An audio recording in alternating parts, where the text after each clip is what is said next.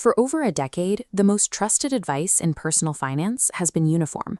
Buy low-cost S&P 500 index funds, automate your contributions, and let the market do the rest.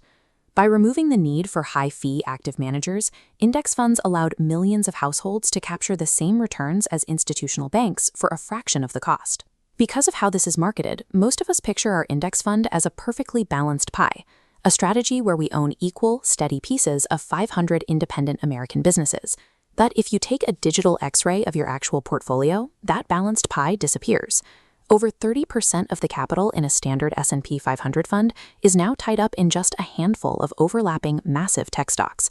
Passive flows have become the dominant force in the market, dictating where capital goes based on a company's size rather than its actual success or profitability.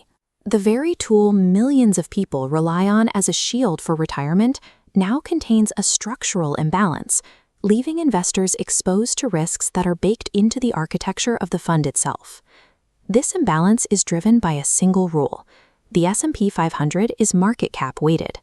In this system, the largest companies automatically receive the largest slice of every dollar invested.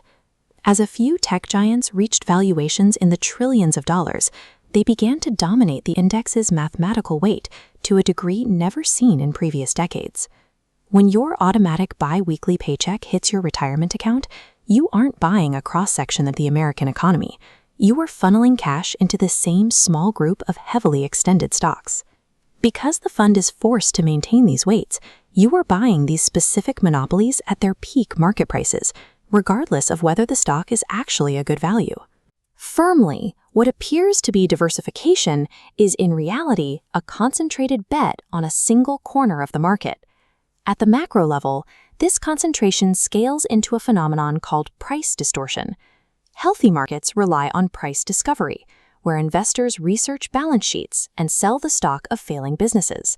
Passive funds ignore signals, flowing capital indiscriminately. The system buys stocks even if companies are drowning in debt. This creates a feedback loop. Capital flows to market leaders simply because they're large, pushing prices higher and forcing more automated buying. This automated momentum removes the traditional link between a company's economic value and its stock price, creating a bubble supported by the structure of the funds themselves. These mechanics lead to a final structural threat, the risk of a liquidity mismatch. Most investors believe index funds are safe because they can be sold instantly for cash at any time. But if an economic shock causes an entire generation of investors holding concentrated funds to liquidate at once, the exit door becomes a bottleneck. This network map shows how those sell orders propagate.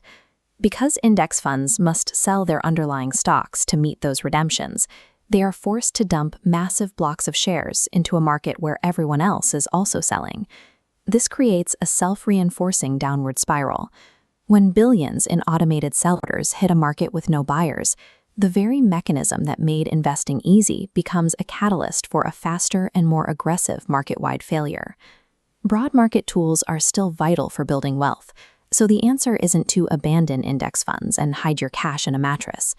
Protecting your capital requires shifting from blind automation to a strategy designed to neutralize these structural imbalances. The first step is to counteract market cap concentration by allocating a portion of your portfolio to equal weight exposure. This pie chart shows how an equal weight functions. Instead of the 5 largest companies taking 30% of your money, every company in the index receives a flat 0.2%, ensuring your gains aren't tied to a single sector. Next, you can use a core satellite approach. You keep your broad funds as a base, but use smaller, targeted investments in areas like small-cap or dividend-paying companies that aren't inflated by passive tech flows. Finally, holding uncorrelated hard assets outside the digital market ensures that if a liquidity shock hits the electronic exchange, a portion of your net worth remains separate from the panic.